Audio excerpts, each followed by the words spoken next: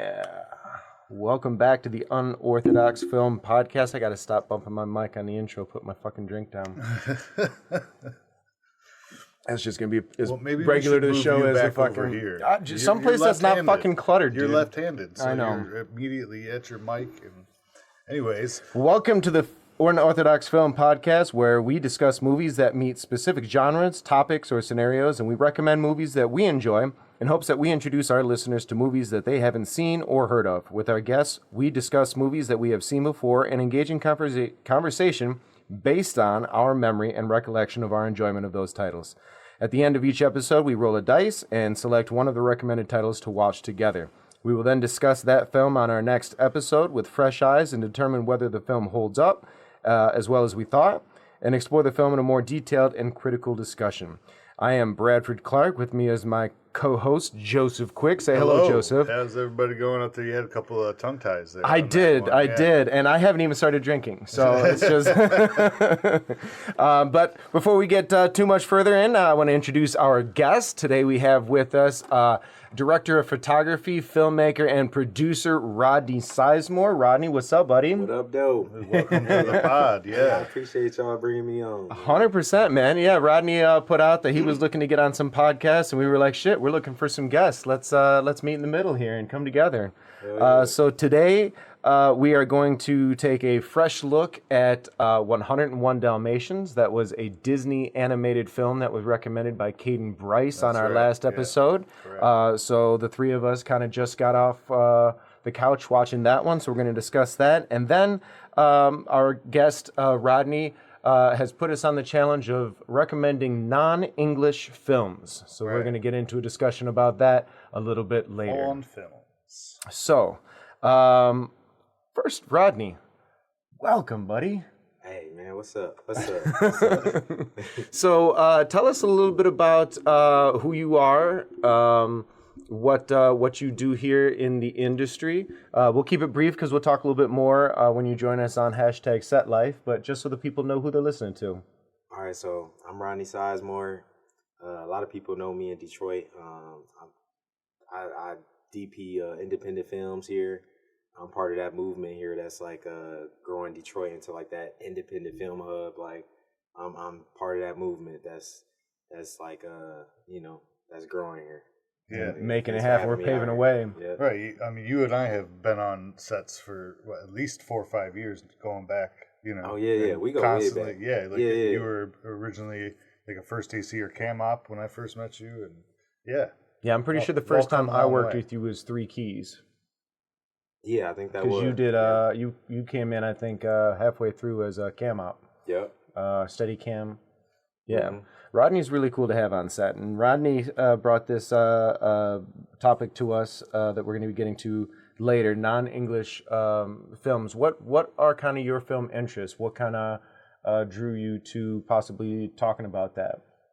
I would say, like, as of recently, man, there's been some great, like, Korean foreign films that I didn't even know existed. I didn't even watch, like, my first kind of foreign films I watched was, like, the Squid Games. Like, okay. Fair enough. Yeah, that's fair. And I'll be honest, I have yet to watch Squid Games, and it's not because I've avoided it. It's just saturation of content, so it's just on the list of things I want to get to. It happened to like be a sensation when it popped. There's a new season. I know. Well, the new season just dropped. Because that's like a real challenge. Like they've made it kind of real. This is going to be like American Gladiator. It's not a new season. They dropped some. Can I cuss on here? Yes, you can. Yeah, they dropped some sick shit. So really, you know, Squid Games is about like it's like elimination. Yeah, it's a death game. You lose, you get killed, right? Mm-hmm. No, the new thing they just dropped on Netflix is a reality like Squid Games. It's real people. Wait a minute. Think the new version of Fear Factor. Okay, so it's definitely not. I haven't watched it. It's definitely not as severe as the show. This is real people in a reality show, right? There's not going to be any. We're not there yet. We're getting close to cyberpunk, but it's become reality. But no, it's an elimination game like Fear Factory or American Gladiators or of that vein, right? They don't die, but they got like mini explosions in their chest. That so they're ramping up the suffrage. Yeah, it explodes. So is that Korean Squid Games or is that? It was originally. Okay. Because I know like the Japanese are famous for their game shows being bonkers off as fuck. the wall, yeah. Just some of the craziest shit I've ever come across. I mean, sometimes you get into those weird holes where you're probably watching shit online that you don't want nobody else catching you that you're watching. Most of that's Japanese public television. Yes, man, it's fucking crazy. Fucking crazy. So let's get into 101 Dalmatians. How long has it been?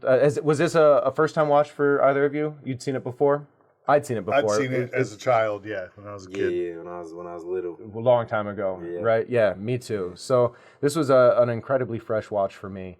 One of the first things that I took away, we were all sitting there, and you realize that the opening credits just played you everything. It was the animators, like your ending credits. Well, the movie was, what was it, 1968 or 1961. 1961. So yeah, I mean, it's one of the earliest in animation. You know, Snow White was the first feature film animation, so you could really see the rough edges around it. And that's how they did it back then. They just put the credits out first because the people who made the movie were so Star Wars was one of the first to cut right into the movie. Yes.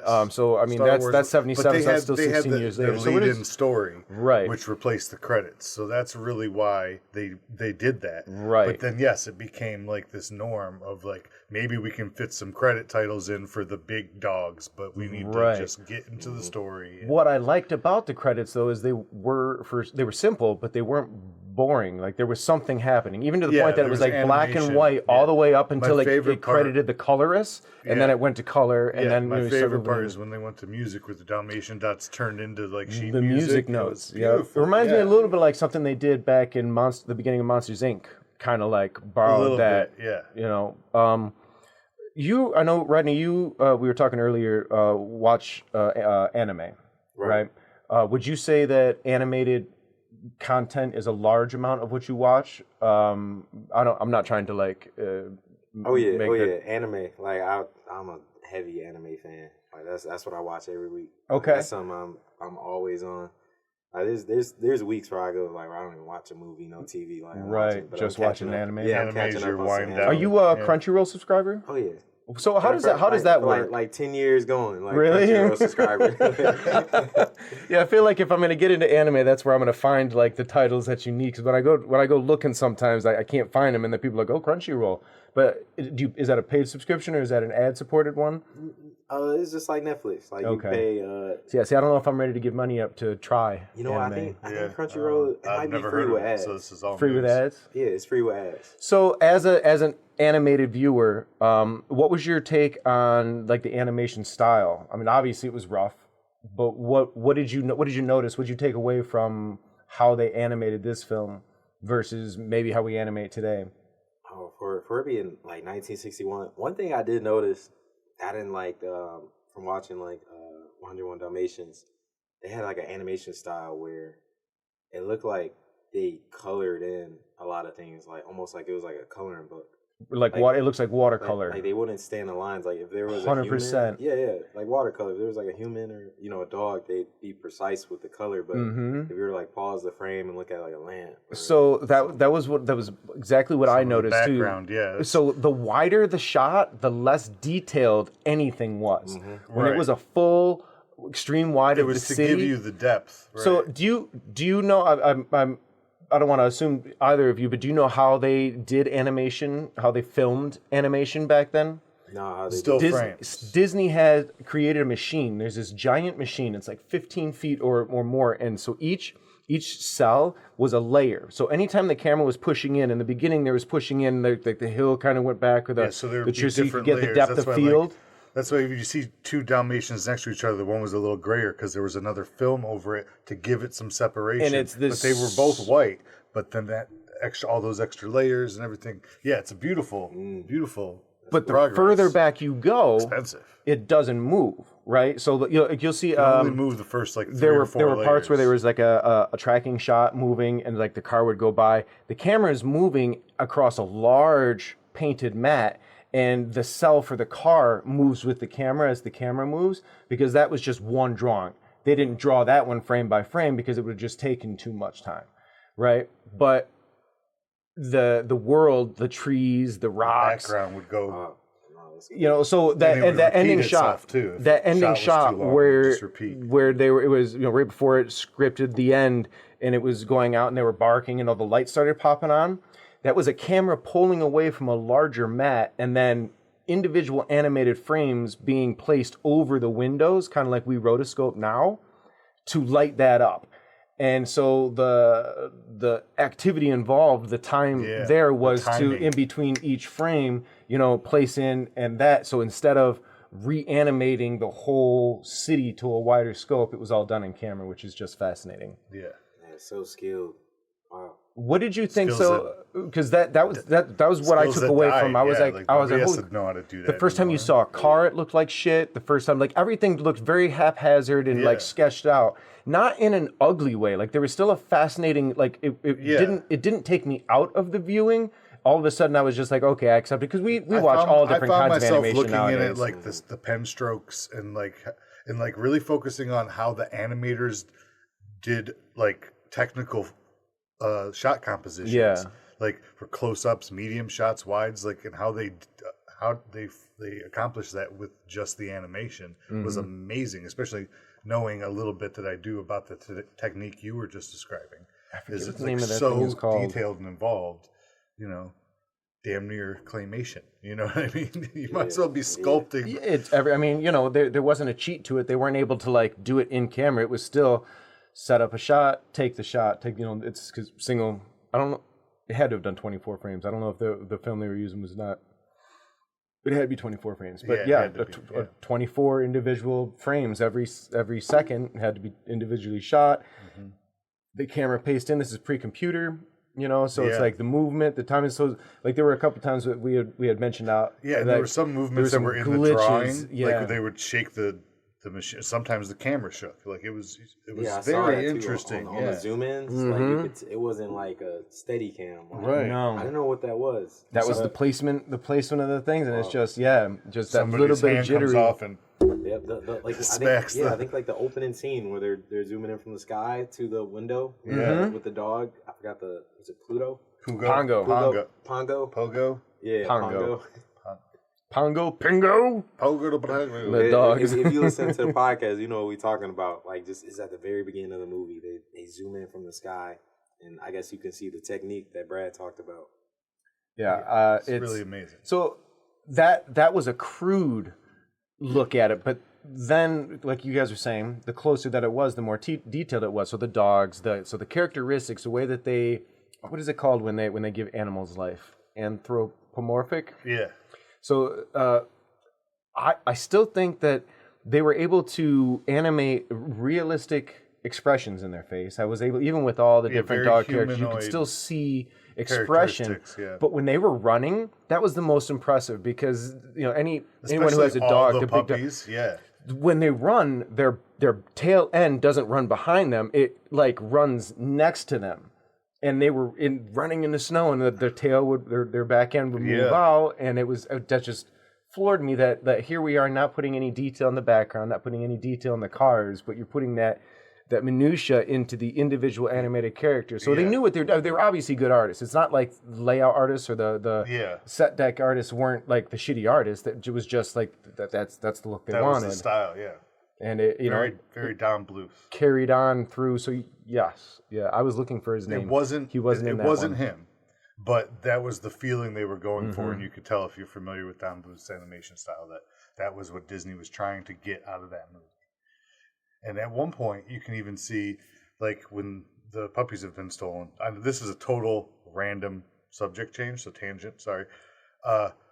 In the pet shop. When the puppies were getting, as the thieves drove away, those dogs in the shop window were from Lady and the Tramp. Okay, so I'm glad you brought that up. Because I noticed that a lot. The nanny, the maid, her character design looks so similar to me to Dora, Flora, Nora, whatever, the three fairies from Sleeping Beauty. Yeah. One of them, The dogs, I'm pretty sure that the dog, like you said, Lady and the Tramp, But that's something that that's something that Disney was also known for, reusing plates. And sometimes they the famous Jungle Book and Winnie the Pooh one, yes, where it's more or less the same action, and then they just animate the new character over that. So I'm glad that I was able to notice some of that. And then listening to some of the voices, even as long as it's been since I've watched some of these movies. I'm listening to it, I'm like, holy shit, that's the voice from Madame Mim from Sword in the Stone. She played the nanny. That was Nanny. The dog. He was in the Colonel. He had to be the what from the castle owner from Sword in the Stone as well. For sure. Yeah. The God damn it, went on his bar. Yeah. Buddy guy. But the way they, many voice actors, then they just reuse it. But I didn't recognize any names. Back in 1961, maybe they were big then. I guess I really am not the person to know who was famous in 1961 and who wasn't. Definitely not. But fast forward to now, and you get an advertisement for the new Trolls movie, and there's a 15-second clip of 30 fucking names of people that you're supposed to know that are in the fucking thing, and that's why you're supposed to go see the movie. I think everyone will forget those names in 80 years from now. That's the thought. So I did it. It's 61 years ago, 62 years ago. 80 years. I feel like 80 years from now. Yeah, exactly. That's the perspective. Who was important? Who wasn't important? Be nothing. I've never seen any of those. So that's actually a good transition. So happy my daughter hasn't found it. This movie is older than all of us. There's not one of us at our youngest time where this was of our era. We're 21 years older than me, 20 years older than you. Yep. Yeah. So there's a few generations here. So it's like, is this a movie that is something that you would recommend for younger watchers? Is this something that you think would hold the attention of a younger viewer? Little kids these days? No. I don't, because even new animation is it's brighter, it's shinier, it's more look over here. They're using the whole screen. Mm-hmm. Whereas in this, one or two things are moving. You're very much looking at one particular spot of the screen. Now, for super young kids, maybe it'll work. Maybe it will. Maybe it will hold the attention of a 3 or 4 year old, possibly. But I don't think so if they have any other kind of modern entertainment in their life, because it's just so looky. Yeah. What's your take, Rodney? Yeah, I don't think it holds up to modern animation now. Right. They just go hard. Yeah. Nowadays, I think if they played some animation that was made today, 80 years ago, which. So the relieving thing, I had a thought while I was watching. I think it was while they were running through the snow, and I was like, man, this is so. If you weren't able to find it, we tried renting it. We had to add a subscription for Disney Plus to watch this stupid thing because Disney's got a lock on things. But even the live action one that got me to thinking 90s, though. That was only for $5. There's the vault, right? Yeah, the whole vault thing. Before we tangent to that, I have a point. The limited access of it. Shit, Joe. So that got me thinking about how Disney has famously started to mess around with content, right? Yeah.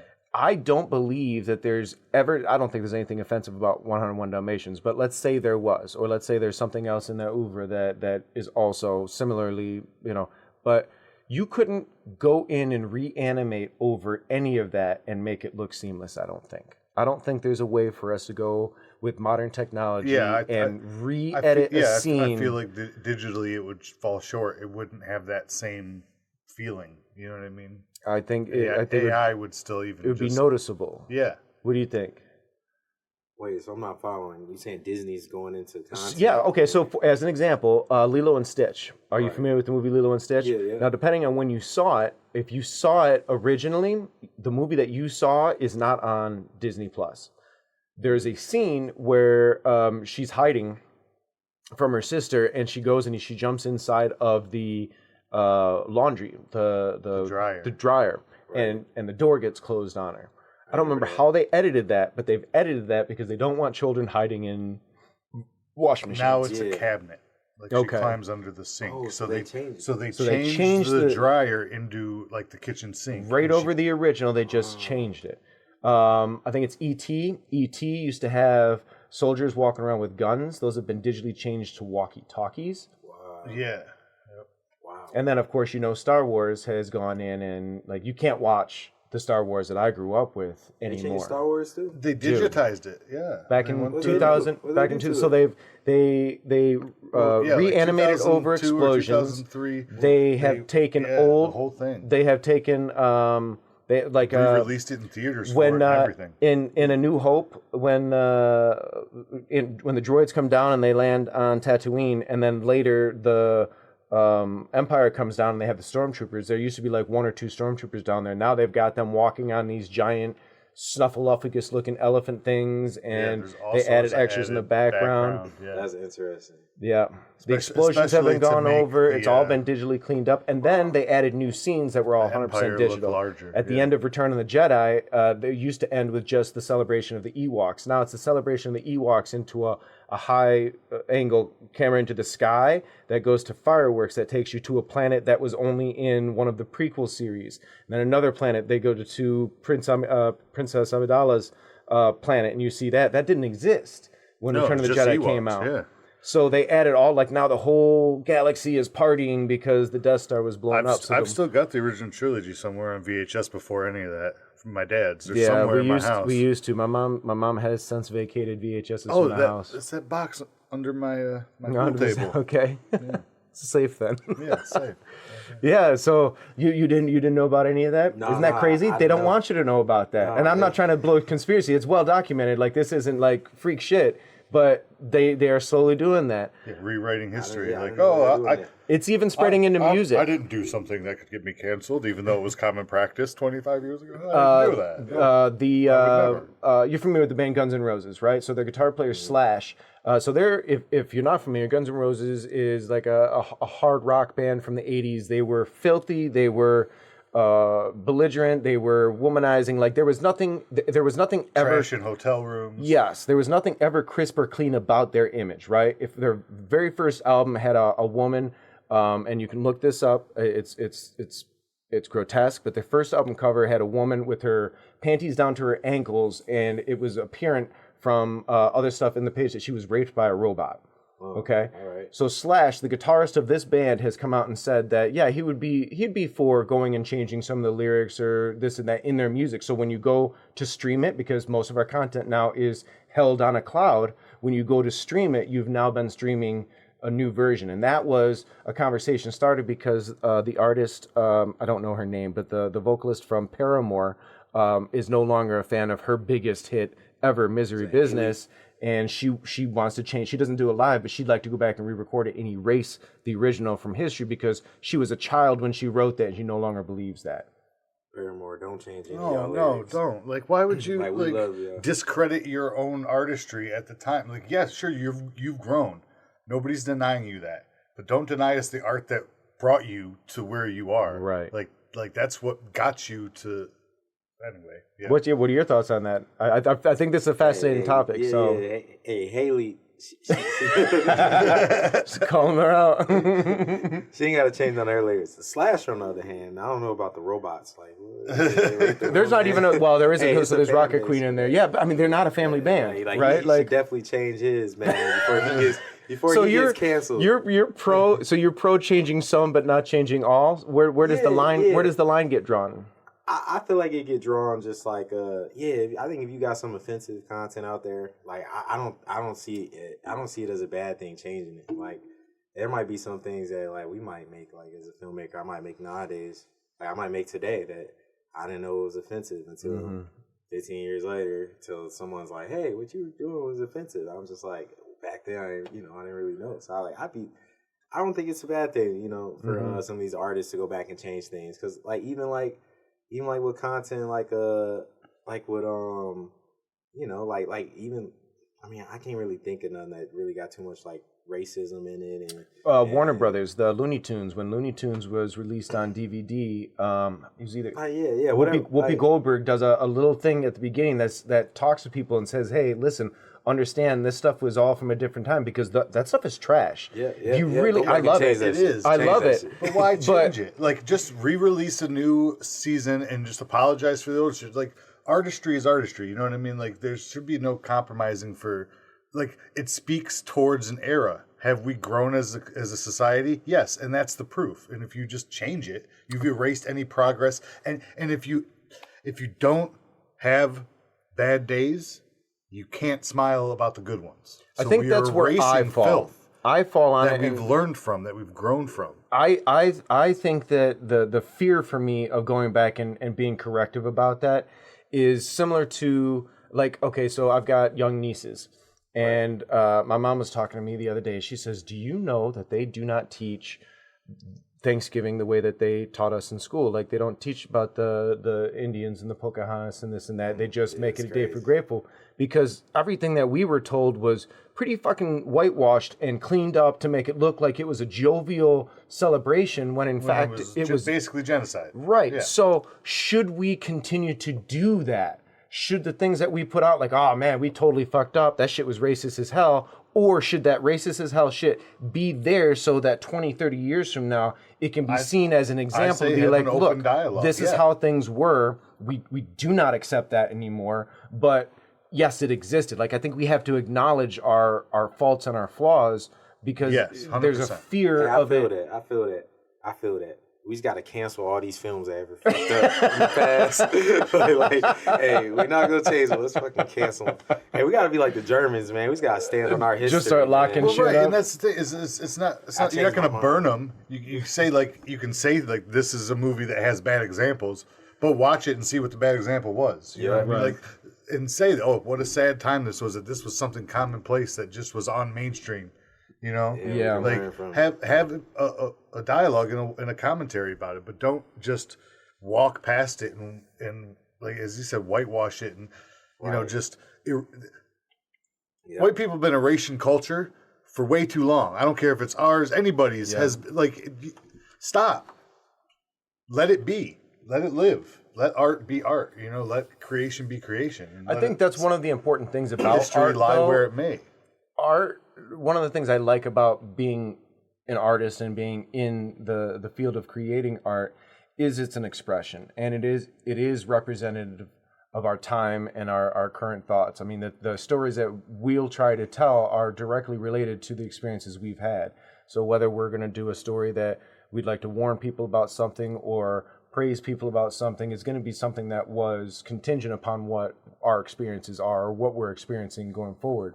You know, a lot of film historians, when you start looking at the trends in the films, like post World War II or pre World War II or during World War II, all of the war movies were very rah rah go America, you know. Yeah. But then you look at something like Vietnam, where we were not at all happy about it, and you could feel that energy in America.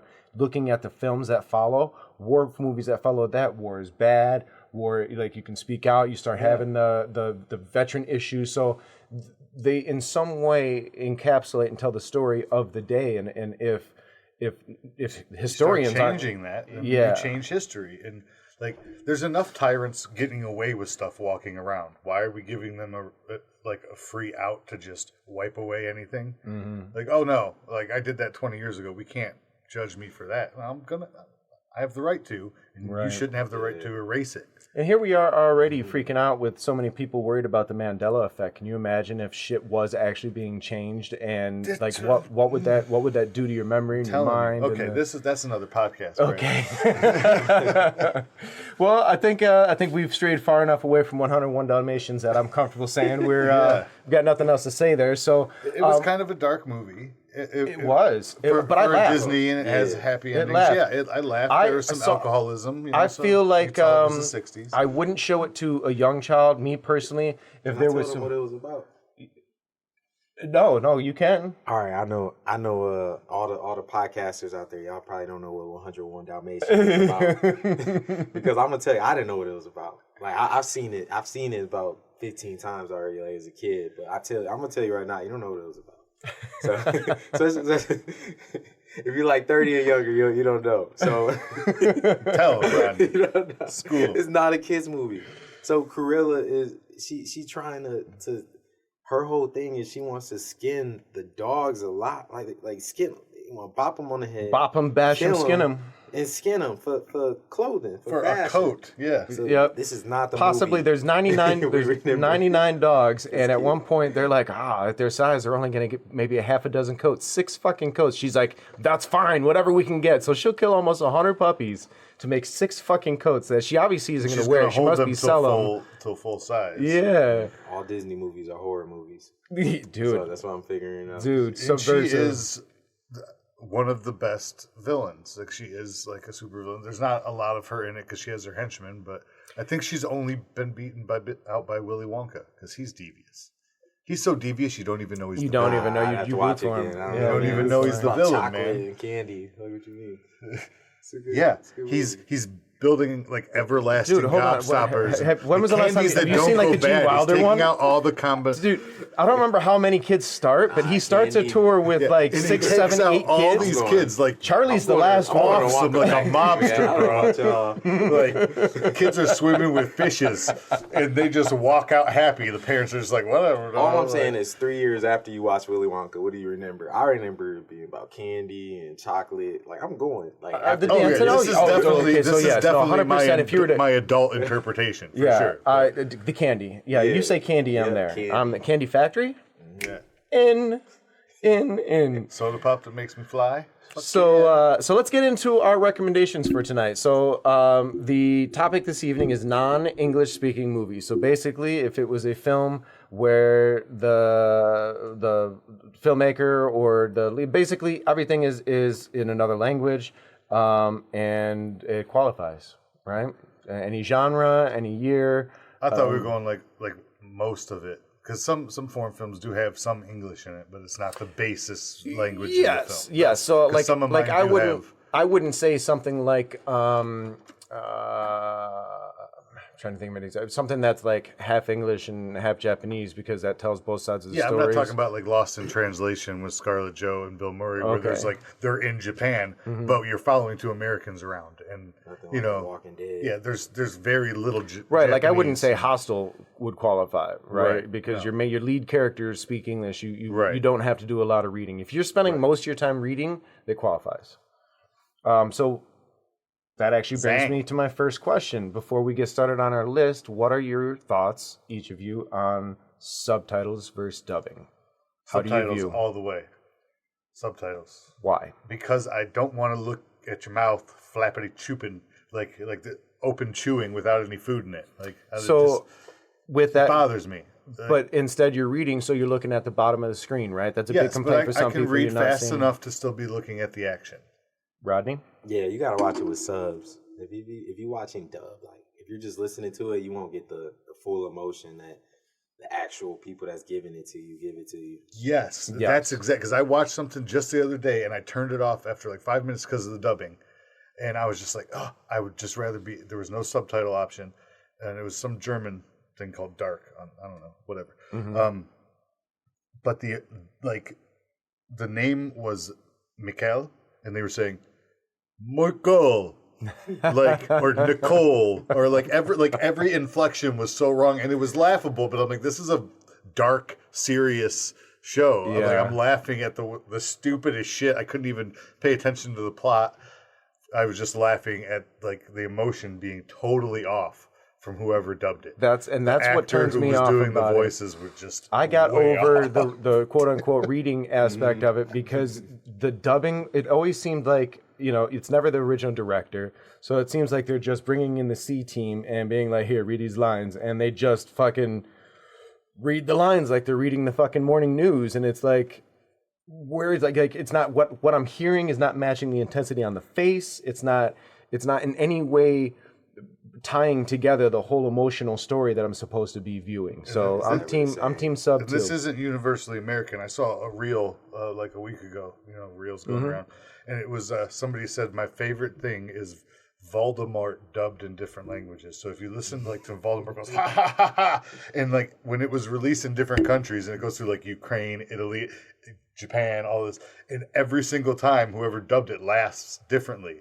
And it was like, so is this the creepy laugh in that culture, or is this? But it was really the perfect embodiment of what we're talking about right now. I wish I could just pull it up, but I can never find a way to search those things properly. That reminds me of when I was in Spanish class in high school, and there's one, our textbook had like comics in it to try and teach you how to do it. And when the phone would ring, instead of going ring, ring, it went rin, rin. And I was like, man, what? So did the phones in another country, like they just dropped the G? Like it's just a noise. What's happening in translation that like... Well, there are, like in different countries, the ambulance makes a different sound. Wee-hoo, wee-hoo. Yeah, they make different noises in different countries. It's strange, yeah. So are you guys ready to get into it? I'm ready. I think this is what we're going to do. We're going to each take a turn, do our first selection, then we'll take a quick break. After our break, we'll come back, and then we'll dive into the rest of the list. That sounds good. Joe, why don't you get us started tonight? All right. I'm going to start across from me today. Okay, and this is one from my childhood, adolescence, really. This came out in 1998 in high school. So my freshman year of high school is Run Lola Run. Ooh. It's a very good, visually and conceptually impressive film. Like, I loved it. It's a 93 on Rotten Tomatoes, if you want to know. But Franca Potente and Moritz Belbetro, right? So it's a German movie, and both those actors have gone on to have very very nice American careers. Yeah, but Run Lola Run, it's about. Well, no, it's strange because it's about this relationship between this boyfriend and girlfriend, but it's also about decisions that you make and how a split decision can change the outcome of your day. And this movie starts back from the beginning like 5 or 6 times, maybe even more than that. Kind of like Groundhog's Day, but not so involved about it. It's just this, like, she makes a slight different decision on each run through, and you see how that comes out differently. And the first, like people die or, just it's very interesting how it's done and the way they shoot it, the use of color and yeah. And what language was this filmed in? German. Or which? Oh, it's German. Yeah, originally. Oh, yeah. Scheiße. Yeah. I've not seen Run Lola Run. Have you? No, I haven't seen it. It's been on my list. I actually think I have a DVD very iconic. because someone gave it to me and was like, "You need to see this," and then I didn't have DVD player access anymore. So it's definitely one that I've been wanting really the imagery is iconic. Out. Like there's things that even if you haven't seen the movie or heard of the movie, you've seen imagery from it. 100%. I've seen it, but I don't remember it. Right? Yeah. One of those like where I definitely watched it. It just didn't stick with you. Yeah. I don't remember it. It's like another one of the things. Like it's an older movie. I think I seen it as a kid. Mm-hmm. So like ultimately, her boyfriend works for the mob, and he loses a large payment. Like what does it say here? 100,000 marks, which is probably like $500,000. Yeah, I don't know. And regardless, he has to now find that money and return it. So he's going on all these crazy heists and trying to ends up robbing a supermarket. Just stupid shit. And every time they restart, it like something different happens, and it's very interesting because it sounds fascinating. Like one time they just always wanted to watch buy a lottery ticket, win the money, but then somebody steals it. Like it's, and not even the story itself is like how they do that, but the way that way that they're showing it, it really enthralls you. Yeah, drags you in. Exciting. Yeah, it's definitely one that holds out in the canon of the atmosphere. Like I'm familiar with. Yeah, it has longevity. It still makes like best foreign movie lists. Sure. Stuff. Yeah, stuff like that. I gotta watch it. Yeah. Before you make your recommendation, Rodney, something I want to mention, and I'm going to try and mention it a lot more on our on our podcast, but especially when we have new guests in. Our attitude, because I'm someone who has been around a lot of movies but have not seen like some of the ones that you're supposed to have seen or this and that. My feeling isn't to always like make fun of or be like, oh man. For me and our vision of it is cool because now you still have that opportunity to experience that. So for the first time, we don't really like to be condescending to people who haven't had a chance to see something for any particular reason. So there's no shame in not having seen something, but that's where our discussion comes into, hopefully enlightening. We're not negative Nancy's, we're positive Patsies. There you go. I don't know where that came from. So run, Lola, I've run, seen Joe. every movie that exists, so Ever? I don't know what you're talking about. Understood. We'll do our best to sell that lie. That's Ask me about any movie, I'll tell you what it's about. Well, now I'm going to ask you to make a recommendation. Oh, wait, a recommendation? Yep. It's your turn, What's brother. the first one off your list? What was... Oh, just like a movie recommendation? Oh, with a... For non-English, yeah. Non-English.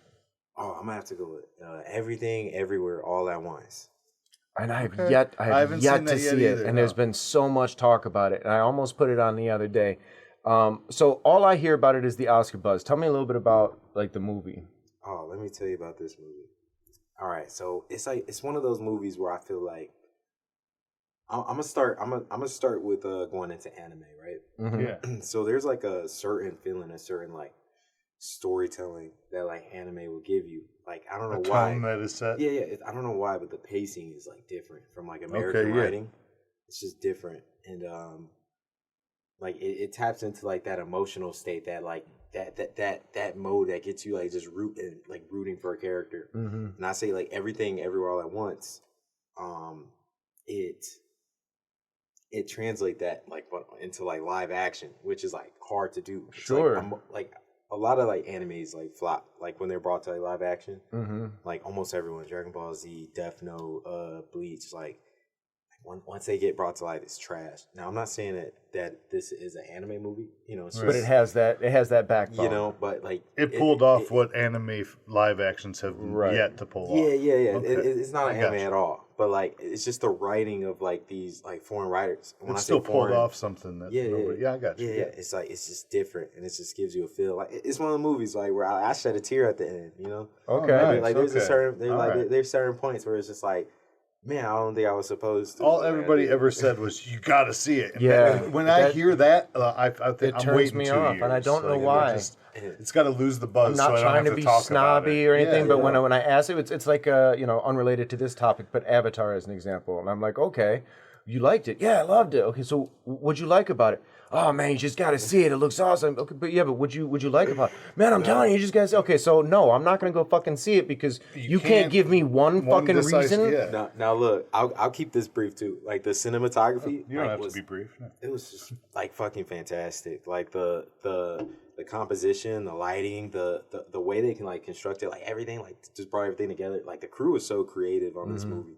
When you watch this, like it's just one of the things that's beautiful to watch. Okay, yeah, I'm definitely gonna check it out. And I always planned to watch it. It was just one of those things where I was like, I'll get to it. Yeah. Well, I'm telling you, the story, that's what's gonna keep you.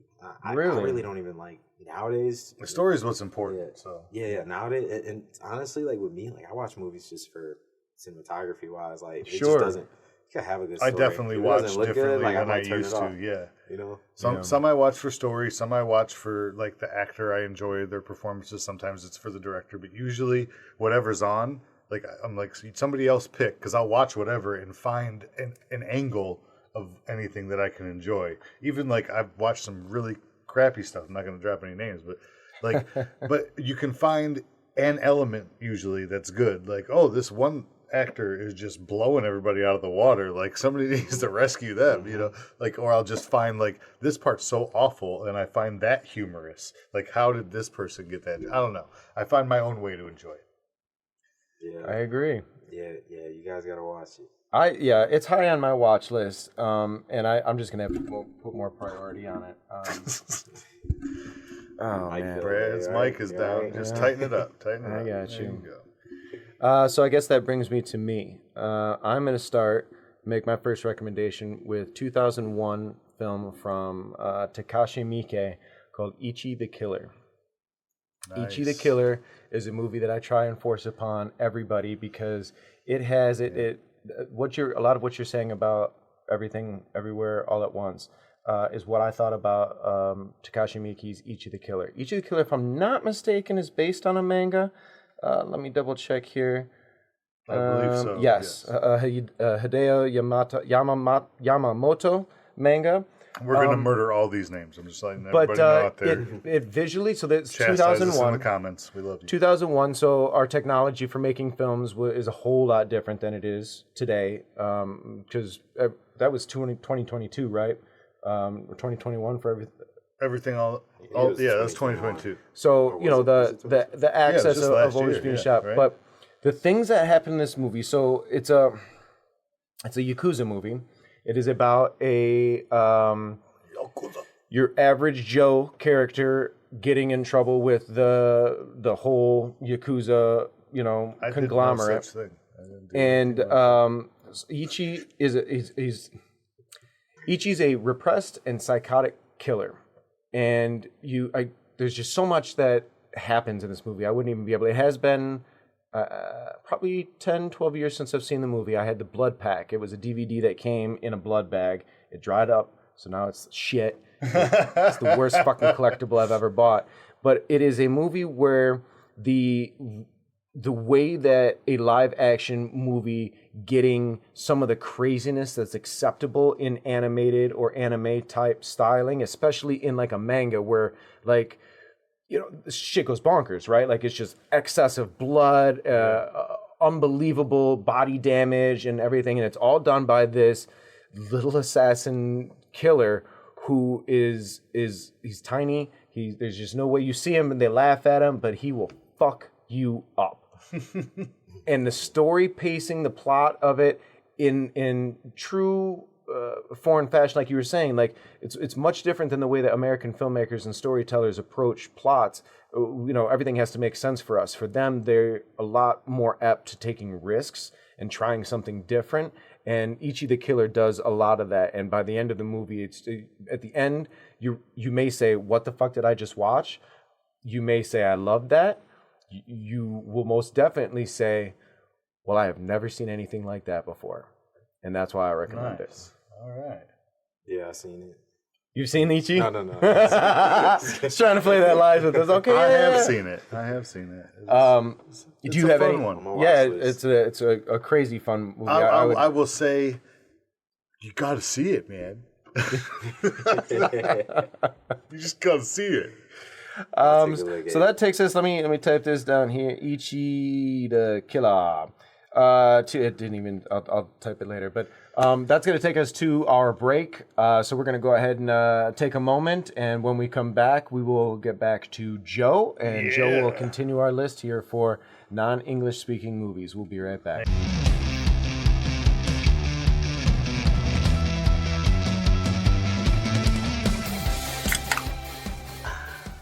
We are back. So before we took break, we discussed our first 3 films on our list. Joseph started us out with Run, Lola, Run. Rodney suggested Everything, Everywhere, All at Once. Did I get that title right? Yeah. And then I recommended Ichi the Killer. So that brings the table back around to Joseph. Joseph, what else do you got for us tonight?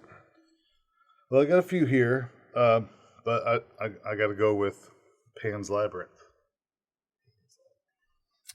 Guillermo del Toro's famous.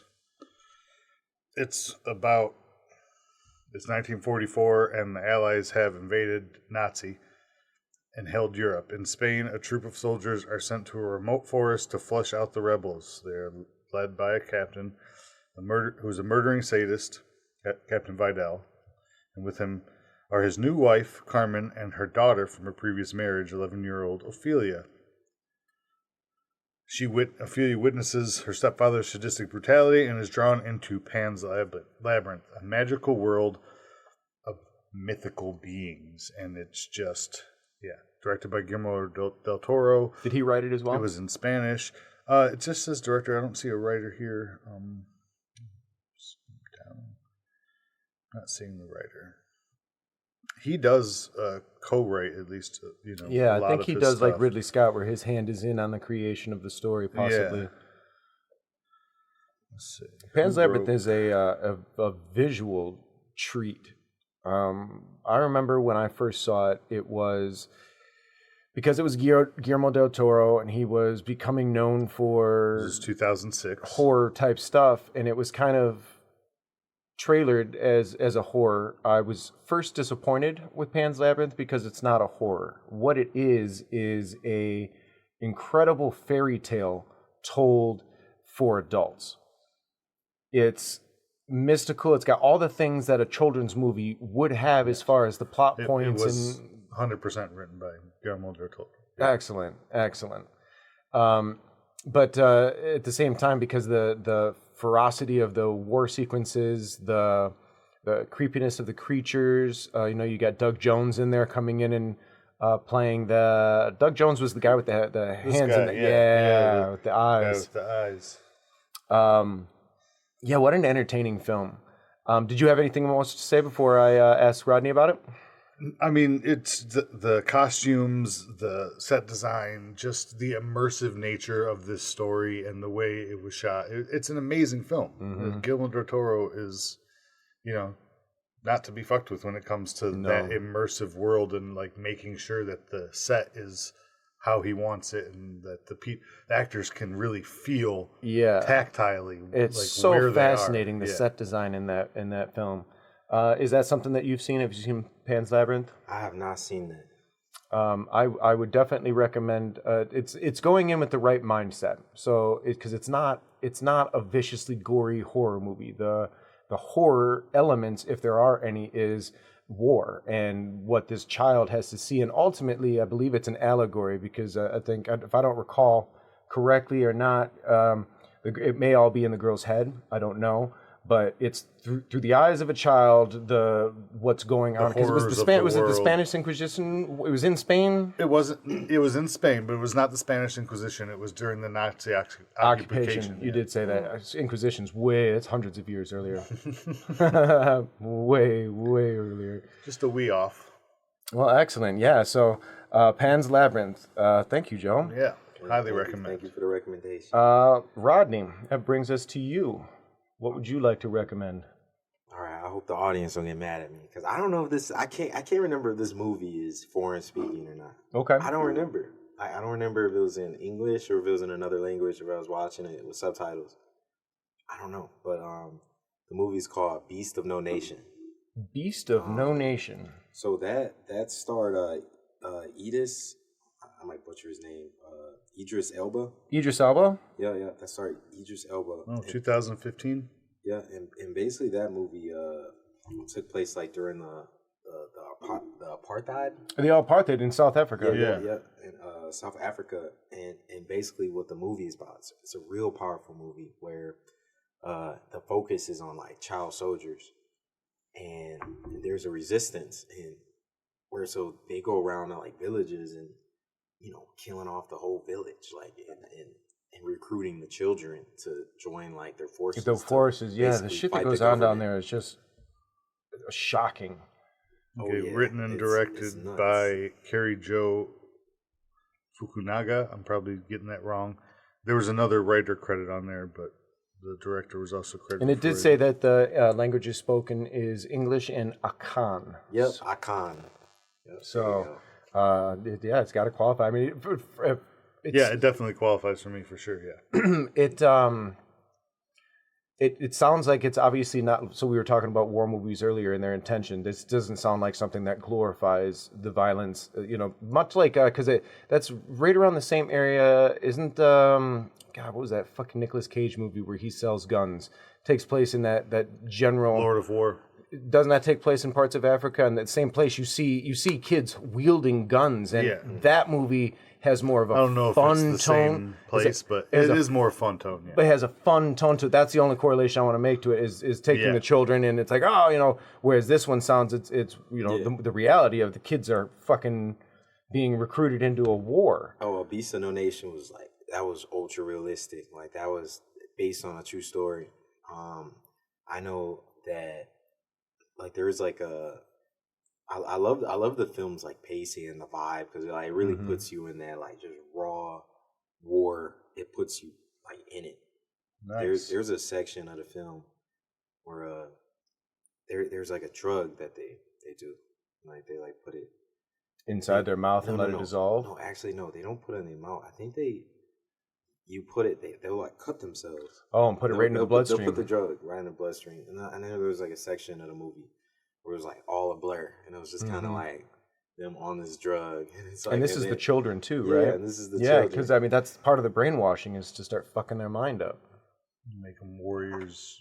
Well, and you make it cool. You disorient them. It's savage. What do you mean you don't have a gun? You know how to pee, don't you? Everybody should have a gun.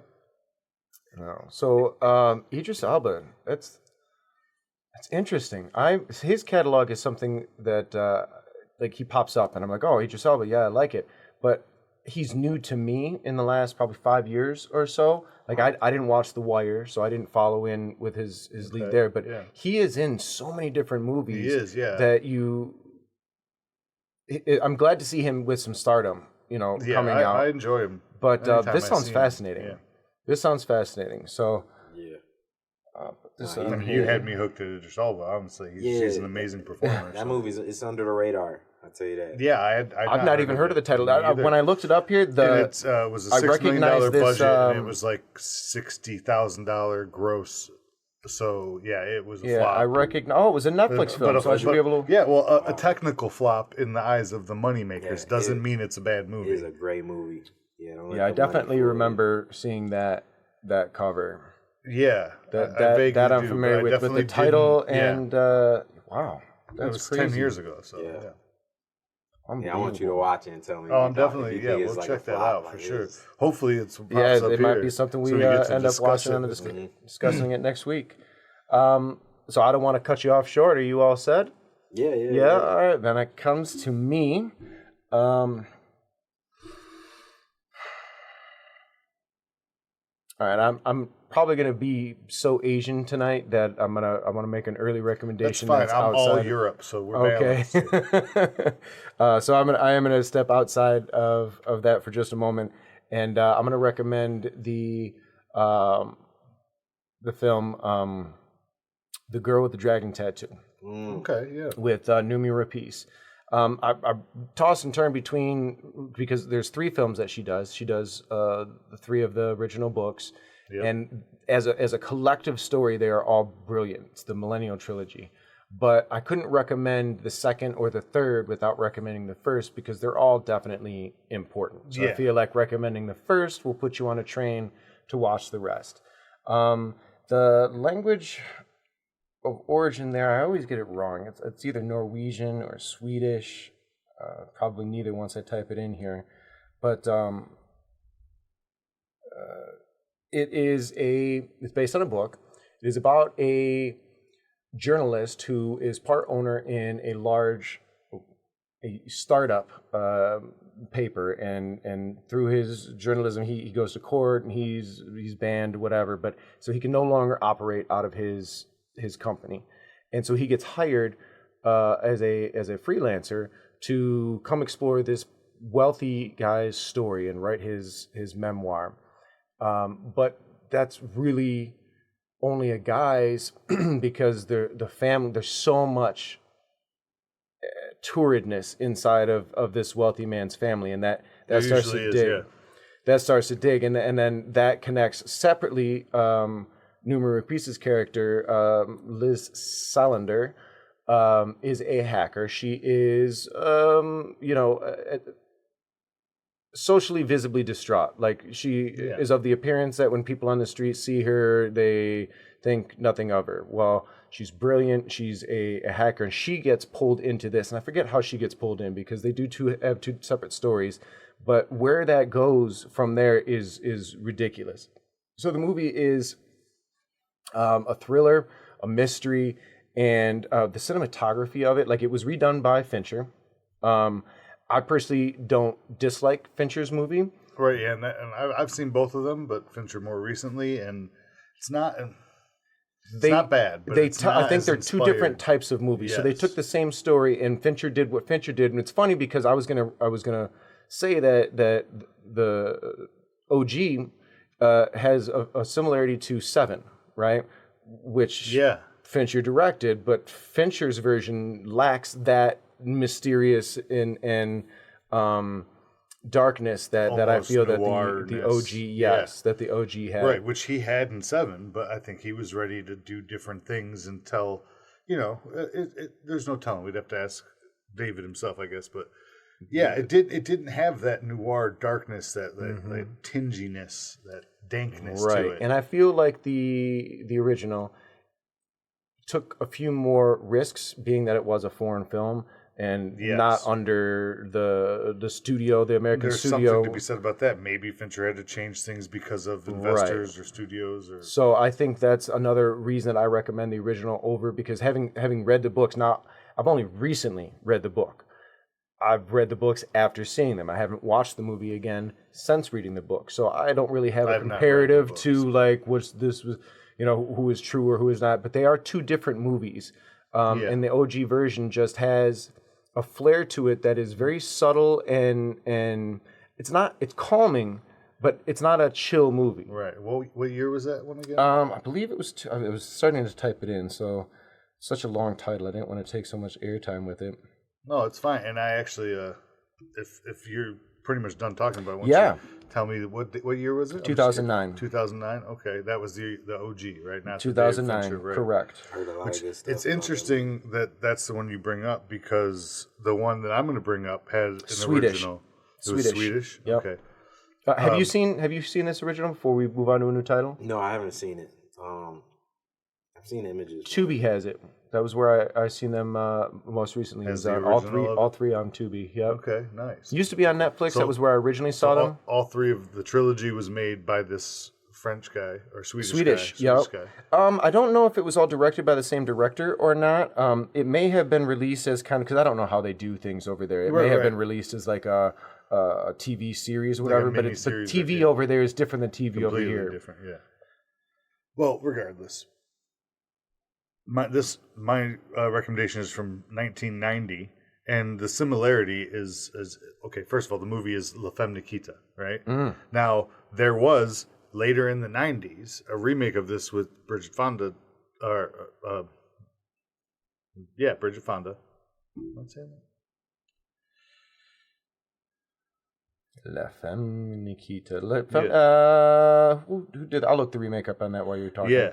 And it was just a couple years later, but this is a French movie, and it's basically a convicted felon, instead of going to jail, is given a new identity and trained to be a secret police assassin controlled by the government.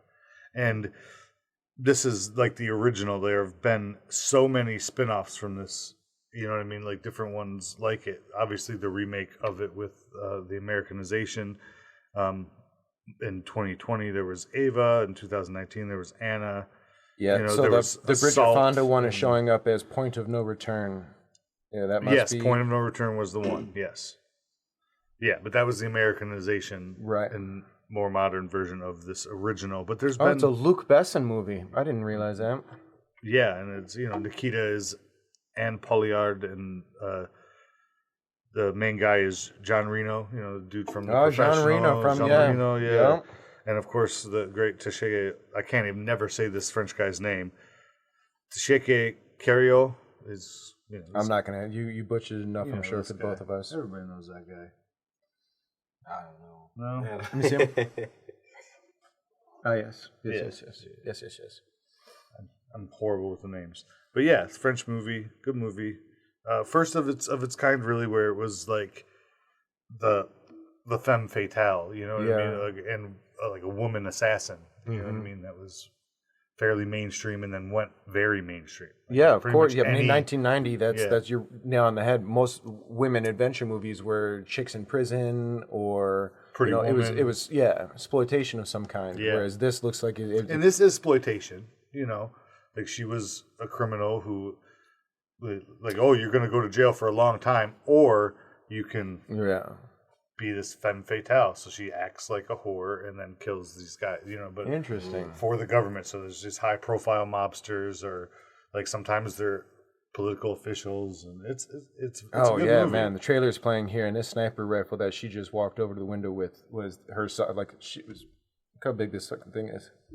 Yeah, I mean, it's good cinematography. Wow. Yeah, I mean, Yeah, I mean, Luke Besson's no joke. Yeah, it's a good movie. Sniper rifle. Yeah, dude, 100%. I watched this in like middle school with my father. You know, I've never seen this. Pretty much alongside The Professional. You know what I mean? So, languages spoken: French, Italian, and English. So there must be a random Italian guy in there. Well, she goes to Italy, I'm sure, to do a hit or something. You know what I mean? But yeah, interesting. And there is some English, but not a lot. Not in the original. I'll be damned. All right, Joe. La Femme Nikita, 1990. Yeah, it's a good one. You will enjoy it. That rifle. Yeah. I gotta see the rifle she was holding. It was big as Yeah, that trailer was huge. Yeah. And she carried it over, no problem, in her lingerie. Trained professional. All right, that brings us to Rodney. White cotton panties. Rodney, you got another title for us tonight? I do. So I got a different one. I recommend this one if you're into zombie movies. Now, I do love the good zombie. Right, dude. Yeah. Mm-hmm. All right, so this one's called Zom 100. Zom 100. I believe it's... Not heard of that. I don't know if it's... See, I should have did the research. I don't know the directors and stuff. That's okay. I mean, we're cheating. We got our Yeah, fucking... you can pull your phone out. Right. Zom 100. I'll look it up for Zom you. 100. So this is a different take on like a zombie film. Like it's a fun I love vibe. different takes on zombie movies. It's fun and it's colorful. Zom 100 Bucket List of the Dead? Yeah. Zom 100 Bucket List of the Dead. So that's it's a manga series as well. It says here. That's actually another like anime adaptation. Yeah, there was a TV series for it as well. Yeah, I saw that. Zom 100 Bucket List of the Dead. Interesting. Yeah. Cool thing about this one is I'm not going to pronounce the director's name. The cool thing about it is the blood's not red. It's like it's colorful. So if you're chopping a zombie, I mean, that director's name is really not that hard. It's Yusuke Idisha.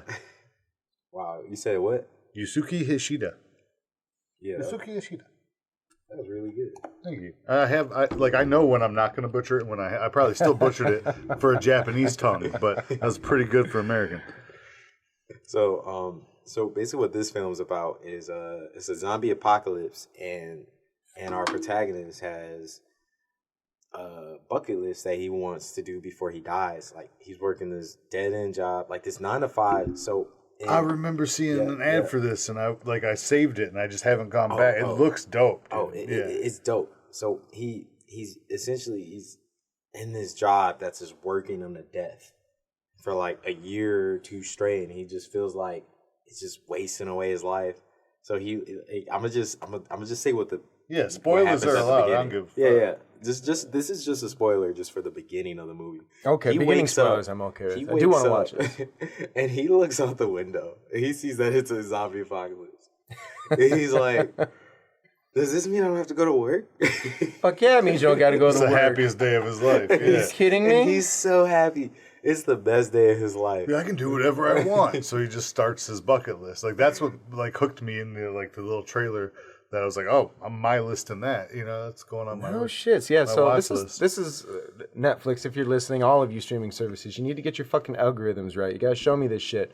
Gotta stop showing me fucking stupid well look, they showed it to me once fucking bullshit. And I favorited it so I could watch it, and I haven't seen it since. I haven't watched it. Man, I was looking for something to watch the other day, and again, spend 45 fucking minutes, 2 hours looking through all the different apps I have, and I'm like, going through multiple genres, and you're showing me the same fucking movies. Like if I go down from action to thriller, it shouldn't be 75% the same fucking titles. No, split that shit up. Oh my goodness! Do you only have 50 titles in your entire library? Make it easier for me to see what you have. My favorite is More Like This, when you go to look at more movies and like it's that. nothing and it's like the same 8 that you've been being Yes. shown. How are these are not related? I can't even name who's like Amazon Prime is terrible. They're all terrible. None of them are good.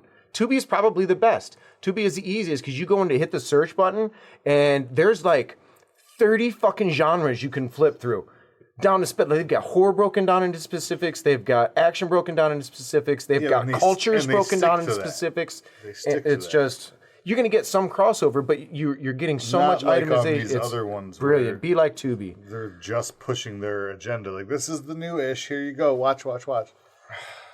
So it sounds like Zom 100 sounds fucking amazing. I'm definitely watching. Colorful zombie movie. It's good. I think I'm gonna stay. I'm glad you brought up zombies because I'm actually gonna stay in that same realm.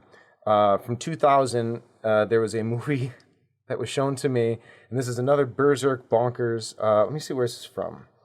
couldn't remember if it was Korean. Japanese. It's Japanese. So the movie is called Versus. And Versus is, if you like zombie movies and you like Highlander type movies and you like samurai... of course, yes. Yeah. This is all blended in. So this is about these fighters who travel through the 666 portal worlds. And they are...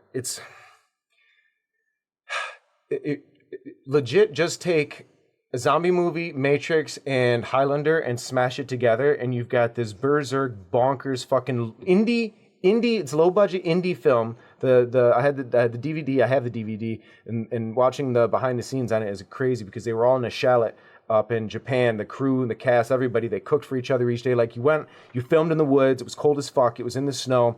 Wrapped. You went back. You hung out. They planned, but.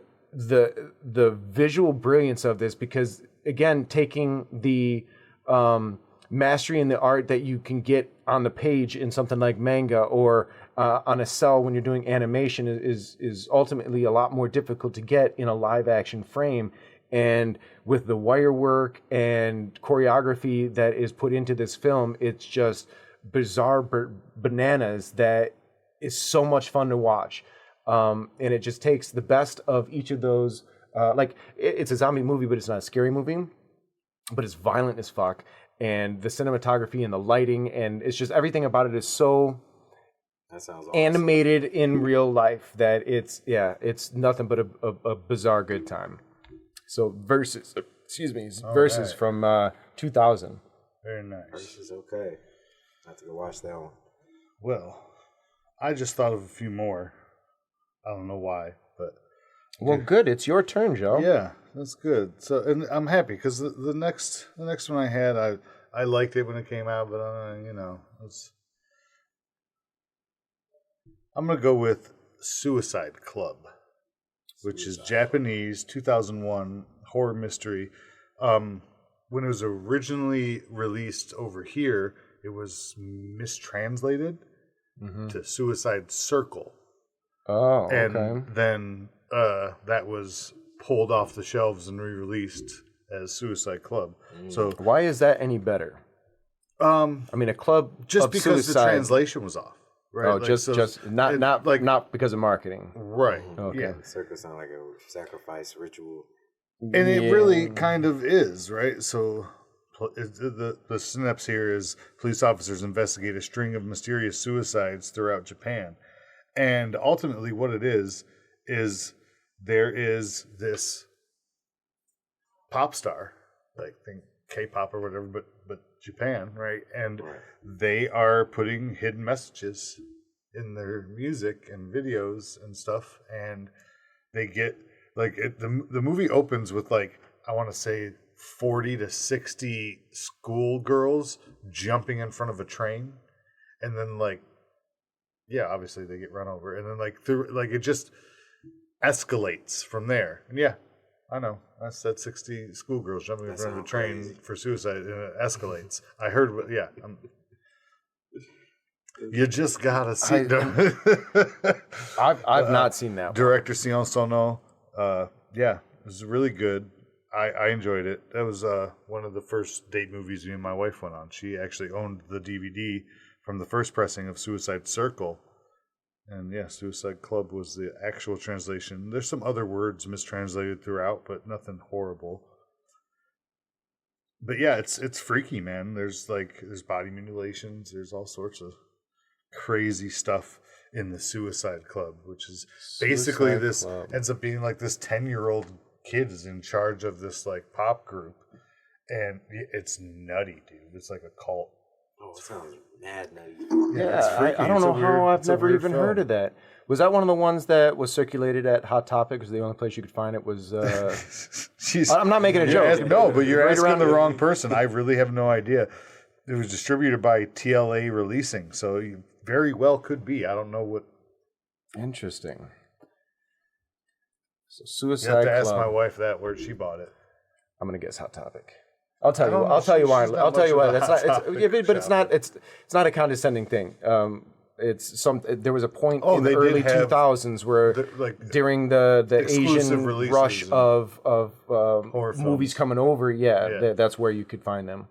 So that was Joe's last recommendation for the night. Thank you, Joe. You're welcome. Suicide Club. All right, Rodney. One more from you. What do you got for us? All right.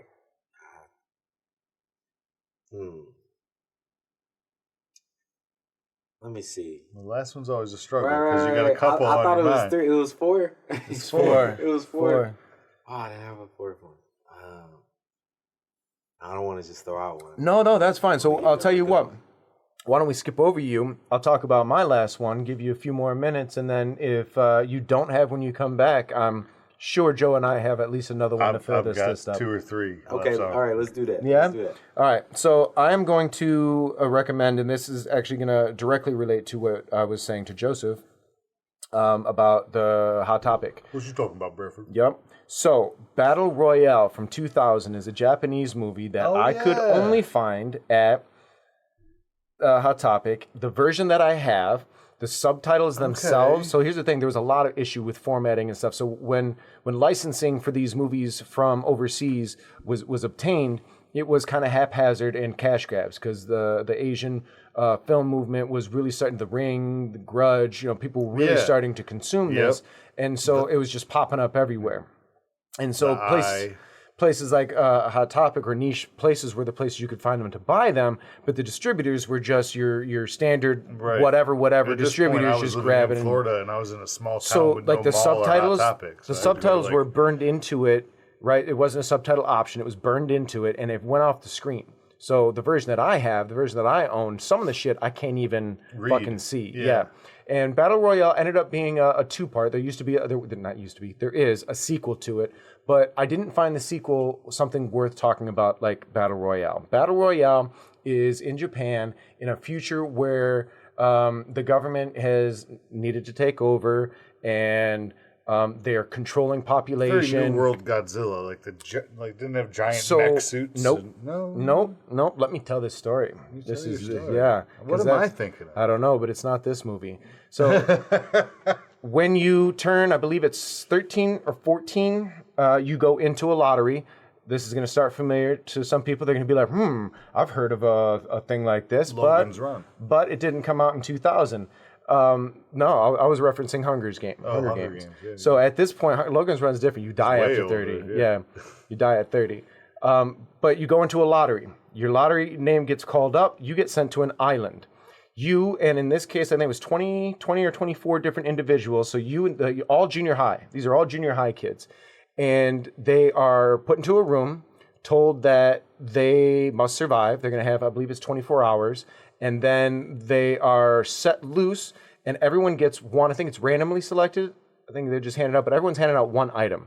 Could be a weapon, could just be a fucking backpack, could be a map, could be it's just random. It's not given to you. You're supposed to figure out how you can use this to survive. Your advantage, right. And then the rest of the movie is just about what happens. Now, in the first thing, you're going to see, because these are kids, right? So a bunch of them, it's like, oh man, well, we're just going to fucking die or whatever. So what do you think kids are going to do if they think it's their last day, right? There's going to be some nookie happening.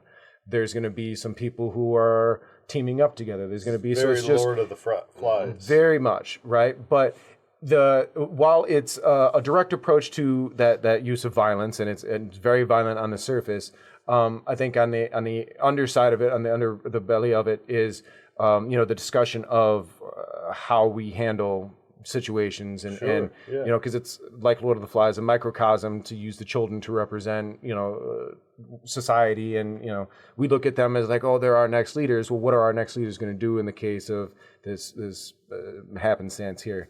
And I got to be honest, I don't even remember how it ends. It's been so long since I've seen it, but right on. It was a visual treat that I believe now has gotten better releases because of its popularity, because of the hot topicness of it. So I think there are better translations as far as the subtitle ports and things like that. I think they have since re-released better versions of it. I don't know where we could watch it now, but I do have the DVD still accessible with the shitty subtitles. With the shitty subtitles, still accessible. Hey, it was enjoyable for me the first time. What the writer wanted me to know. So yes, 2000 Battle Royale is as my topping off my nice recommendations tonight. This is a good one. I know I've seen it, but as Rodney stated earlier, like I saw it once, don't really remember. Like I completely mistook it in my brain for a whole nother movie. Mm-hmm. Pacific Rim, that's the one I'm thinking of. Oh yeah, no, this movie's nothing like. Yeah. That's, the general consensus is that it's different. Yeah, but I liked the giant. I didn't Max, like but it. I didn't like anything else about it. It was all right. Yeah. Anyway, Rodney, did you think of something? All right. I got something. I knew you would. Never doubted you. So y'all gotta watch. Y'all gotta watch one of the Godzilla movies, but like not the American one. Y'all gotta watch the OG. Yeah. Y'all gotta watch the OG Godzilla movie. I think that's a great recommendation. I have honestly. So I'm gonna put down Gojira because I believe the original one is called Gojira. I'm gonna look up the date on it. But yeah, you're right because after a while they did start to get a little bit. And they actually do. I think they just came out with one like in They Asia. did. Yeah. I don't know which. Yeah, Godzilla -1. Yeah, Godzilla -1, man. That looks so good. There's so many the of them trailer now, for yeah. that. Just so good. But no, 1954. Yeah, those original ones. Yeah, I've seen them, and yeah, they're something else. So my understanding, I have seen some on TV and growing up as a child, but it was on channel 20 or channel 50, and so I didn't know what I was watching. And so I don't think I've ever seen one in its entirety, and then there's like a silliness to them, to the ones that I saw. But in my adult age, I've heard discussion of the original, and the original, because Godzilla is a metaphor for us bombing Japan. That is what Godzilla represents, is America coming in and dropping two horrible fucking bombs on their nation and just crushing the shit out of the livelihood. And so like it's a direct relation to that, and how does the city handle. So there's a more serious tone to the original that as time went on, and it just became monsters knocking over cardboard buildings. So there was a lesson. It was more culty. So I didn't think of that. Was that like their way of like spreading the tale of the it's 1954, man. 10 years after, yeah. It's fucked up, right? It's fucked up. Like if they nuked us back, like I wouldn't be mad. So payback. Here's what I think is crazy. I personally, having not been over there, cannot even personally fathom the size of what the devastation was for that. So having nothing personally to relate it to, I don't know how I can even envision that. But that being said, I know that it was large. I know that lots of people died, but they have since rebuilt all of those cities and come back and looped over America as far as how their roads are done, how their buildings are done, how their inner structure of electricity is done. Like they came back with like power and force, and here we are still driving on roads that we're proud to say were fucking laid in. I mean, like, come on. So the streets of Detroit, 1900, 1890, how long have those fucking bricks been there? You got to think of the expansiveness of just the amount of land that the United States has, the infrastructure. Japan's tiny, bro. Very tiny. I feel that. It's very easy to rebuild that.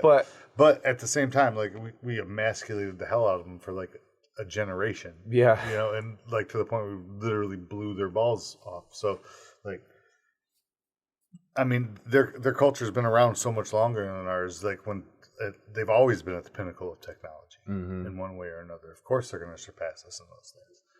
Toshiba. All right, well, that's our list. I'm going to read out our recommendations one more time, and then I'm going to hand this dice over to Rodney and see if he can't pick what Joseph and I are going to watch in our next episode. So starting at the top, we started, our order was Joseph first, then Rodney, then myself, just so I don't have to read our names every time going down here.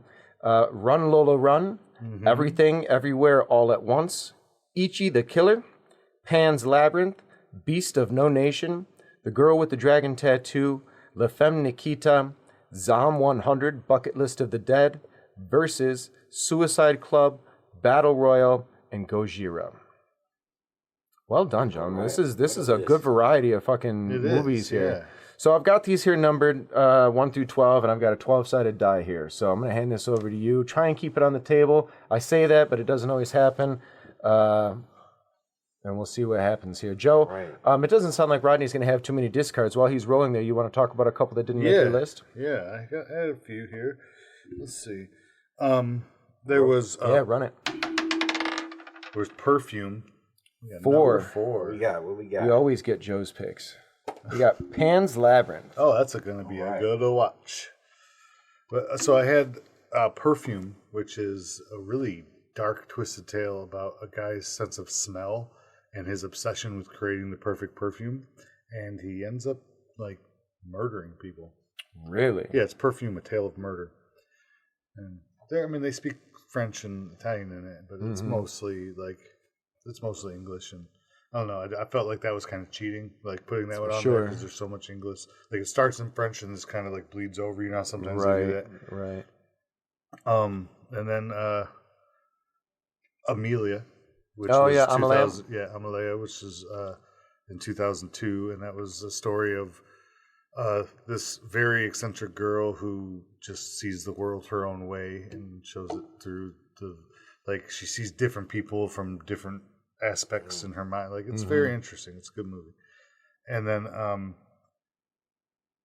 The Hunted, because you mentioned samurai movies and The Highlander, so I had to bring up Christopher Lambert's ninja movie, The Hunted, which takes place in Japan. Christopher Lambert's in it? Yeah, and it takes place in Japan. Does he speak Japanese? Yes. No kidding. Not the whole time, but it's all Japanese around him. He has it's very interesting. It's good. Interesting. It's a good movie, and you get the classic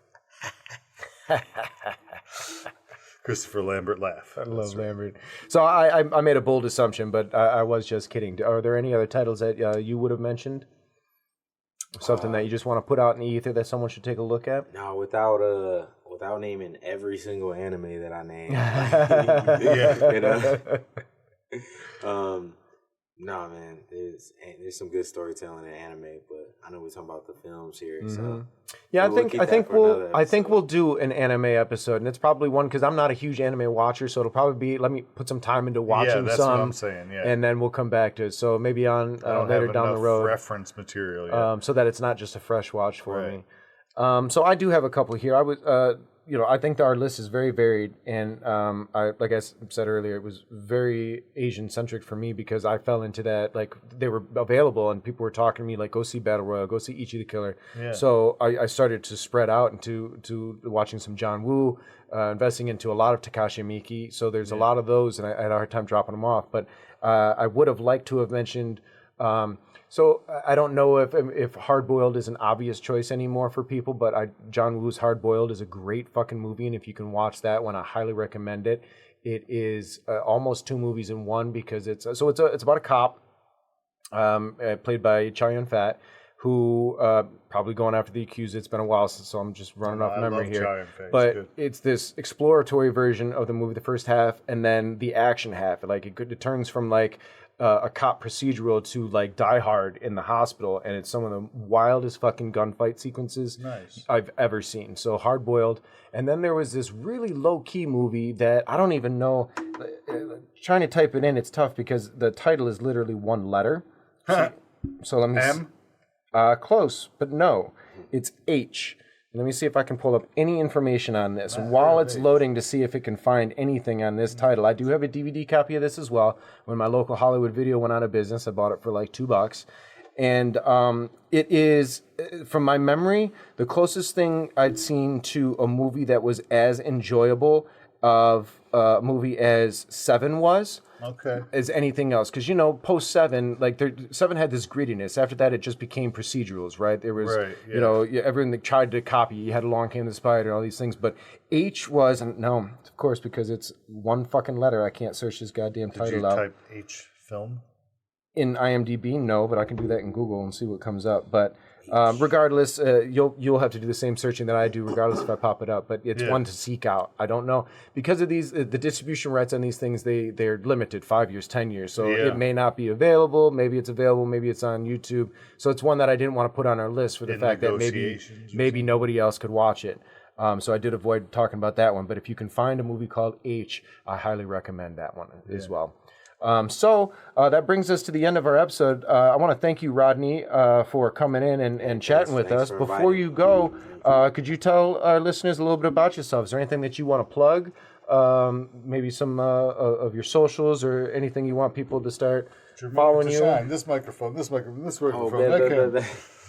Hey, y'all get y'all pens and paper. Y'all driving right now. Just pull over. Use Siri. So my company, Blue Clover Studios, we got a couple movies. Spell that real quick, because it's not typical. BLU. Yeah, BLU. Drop Clover the E. Studios. Yeah, Blue Clover Studios. What do we got coming out? Me and Joe, we made a movie called Tweeds. We worked on a movie together. Yeah.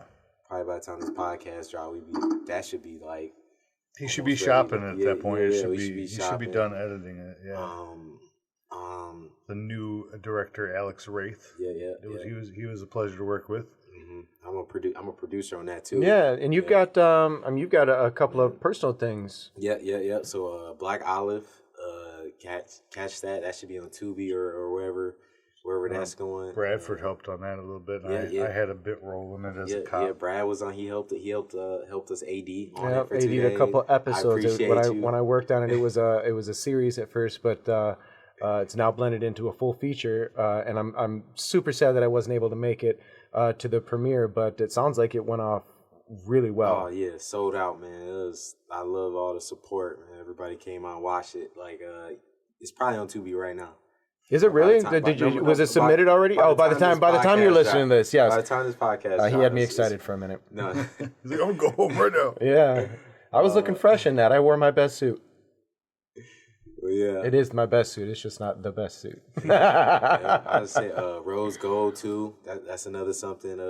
Rose Gold. Yeah. Look out for that too. I Promise Cat. Man, hopefully To Live and Die and Live is out. Yeah, oh God, I hope so. Man, I hope that I'm not trying to live and die by the time that movie fucking comes out. Now, Qasim's out there. Like, he's still making handshakes and moving and stuff, so I'm sure there's something moving for that. I'm sure he's probably fighting the distribution chain or whatever to try and get something solid, but I just want to see the fucking thing. Oh, man, Qasim's awesome. Like, I was just with him today. Oh, no shit. Yeah. We were just hanging out today. I gotta just see the guy. Just hang out with him. I like hanging with him. Hopefully that can get on Netflix, man. That's what we... Yeah. I think that's the goal, though. I mean, we'll see. That'd be great. I'll have to hit him up and see if he'll come on here and chit-chat with us, and I can berate him about where the fuck that movie is. We sweat bloods and tears on that one. That was a fun shoot. We should talk about that maybe a little bit on our set life. But before are you pooping? Are you pooping? Yeah, we'll tell that story another time. Love you, Frenchie. So before we go, Joe, before we give our handles out, I just want to let everybody know that you can reach us at ufostudio.detroit@gmail.com. Send us any recommendations that you have for episodes or maybe films that we didn't put on our list tonight that you definitely would have talked about. And let us know. I'm sure there's plenty. Yeah. Get involved in the conversation. We would very much love to. So you can converse with me on Instagram at Beeford Clark and Joseph.